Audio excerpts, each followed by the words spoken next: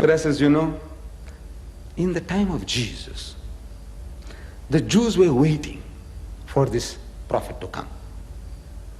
You see, the Jews have not produced another candidate. They are not making any claim to that prophecy. The only candidates are what the Christians produce, Jesus Christ and the Holy Prophet Muhammad. But in the time of Jesus, they were still waiting for this prophet of Deuteronomy 18:18. And the proof of that is, you open the Gospel of St. John, chapter 1, verse 19. And you read there that the Jews sent Levites and priests, learned men, to go to John the Baptist, Yahya alayhi salam, who was in prison, to ask him, who art thou? Who are you? Because the Jews had a number of prophecies. 3. They were waiting fulfillment of 3 prophecies in the time of Jesus. They were waiting for the coming of the Messiah. Masih, Christ, translated Christ. Masih, translated Christ. They were waiting for the coming of the Messiah. But they had another prophecy side by side, that with the coming of before the coming of the Messiah, Elias must come first. Elias is a prophet supposed to have gone up into heaven by a whirlwind. And before the coming of the Messiah, this man Elias must come first. So when Jesus claimed that he is the Masih, the Messiah, Christ, they said, where is Elias? So he points out to John the Baptist, Yahya alayhi salam, that John the Baptist is Elias, or in the spirit of Elias. So they were not satisfied with Jesus' recommendation. So they go to John to make sure whether he is what Jesus is telling him to be. So they ask him, number 1, first question, art thou that Christ, the one we are waiting for? Masih, are you that? Now Jesus was the Christ, we believe that. So he says, no, I am not.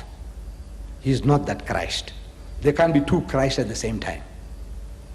Then they ask him, art thou Elias? Then he says, I am not. Now this is giving a lie to Jesus. Jesus says that John is Elias, and John says, I'm not. Now who is speaking the truth? Both are mighty messengers of God. According to Jesus, John the Baptist was the greatest of the Israelite prophets. Jesus said, among those born of women, there is not another greater than John the Baptist, Yahya alayhi salam. The greatest man among the Jews, the greatest prophet among the Jews is Yahya alayhi salam, John the Baptist. And this greatest man, according to Jesus, says, I am not what Jesus is saying. So, one of them is not speaking the truth. Can we take sides? No.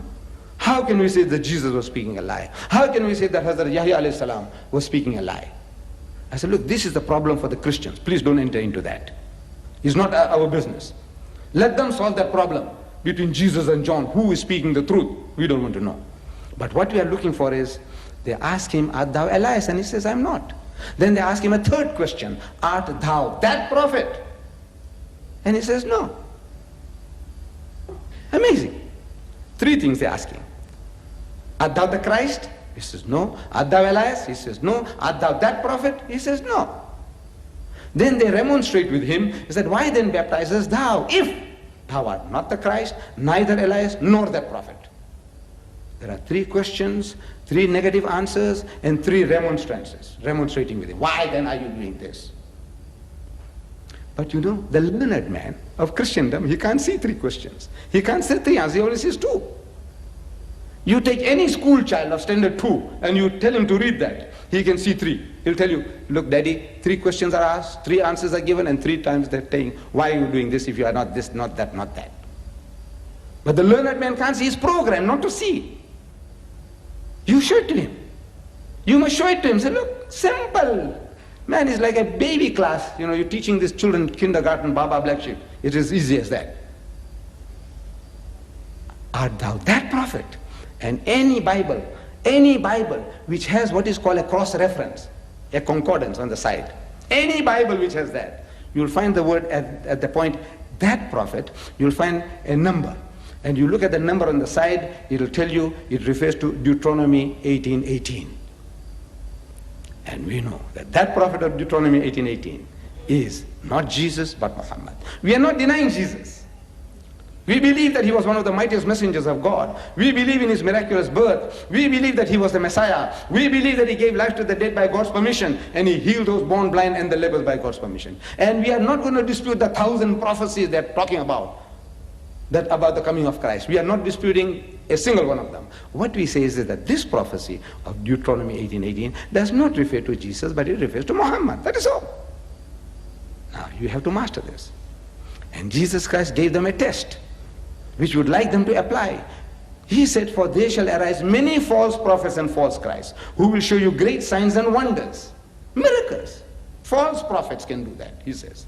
Many false prophets and false Christs, who will show you great signs and wonders. If it were possible to deceive the very elect, even the chosen one of his can be deceived. Such miracles they can perform. Then how are you going to know the true from the false? He said, by the fruit you shall know them. What produce? What do they produce? By the fruits you shall know them. Do men gather grapes from the thorn or figs from the thistle? Do they? He said, no. Every good tree will be good fruit, and every evil tree will be evil fruit. Judge them by the fruits. By the fruits ye shall know them. We are not paragons of virtue, we Muslims. We are not.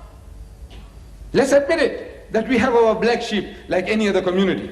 But, and I can boast, and I have been boasting, and I have not been contradicted, that my people, the Muslims of South Africa, we have the lowest alcoholic consumption in the country. We don't say we have no drunkards. We have our black sheep, our drunkards as well, who might drink any other Christian or Hindu under the table. We have them too. But we have the lowest alcoholic consumption in the country.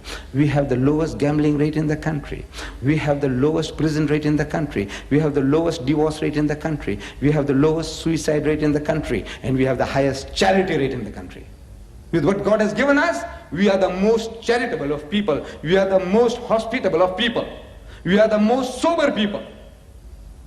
In everything.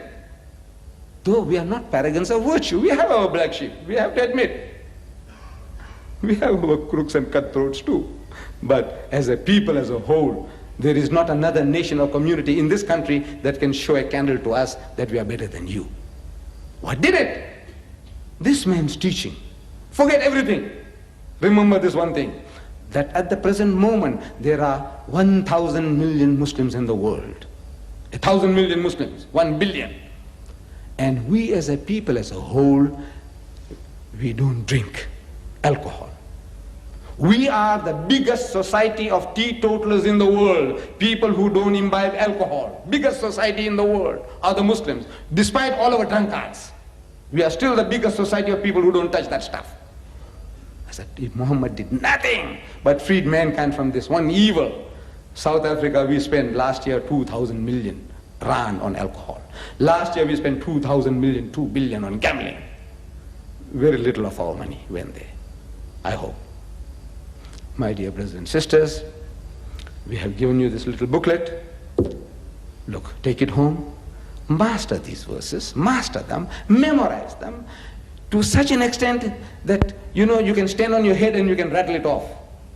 That's the only way to learn, is that if you can stand on your head and rattle it off. Prophet sal ek verhulle verwek, eet die middag van hulle broers. So in case you are talking and the guy breaks you in the middle and he takes you off like a shark, you can catch a shark, what happens? He's taking you this way, that way, and you pull it back again and the thing reels again. So same thing happens in a dialogue. While at work, while you're having tea, the discussion starts and the guy takes you off. So what about this and what about Khomeini? We are talking about Deuteronomy 18:18 and he wants to know about Iraq-Iran war. He wants to know about this fellow. I said, so if you have mastered it, you can bring it back. Again, where you left off, it's a suas. We are discussing suas. And Excel me word in the mondele, and Excel me word in the mondele. Can you see? So you must master this. You owe it to yourself. And I says, the pleasure and the privilege is ours. Allah has given it to us. لِيُزْهِرَهُ عَلَى الدِّينِ كُلِّهِ. He's given you a deen that is to master, overcome, and supersede them all. وَكَفَى بِاللَّهِ شَهِيدًا. And enough is Allah is a witness to this fact that is going to make his deen to prevail, with you or without you. It's a privilege Allah has given us that we can serve his deen. We can do the works of the prophets of God and earn a prophet's reward. May Allah be with you. وَآخِرُ دَعْوَانَا الْحَمْدُ لِلَّهِ رَبِّ الْعَالَمِينَ.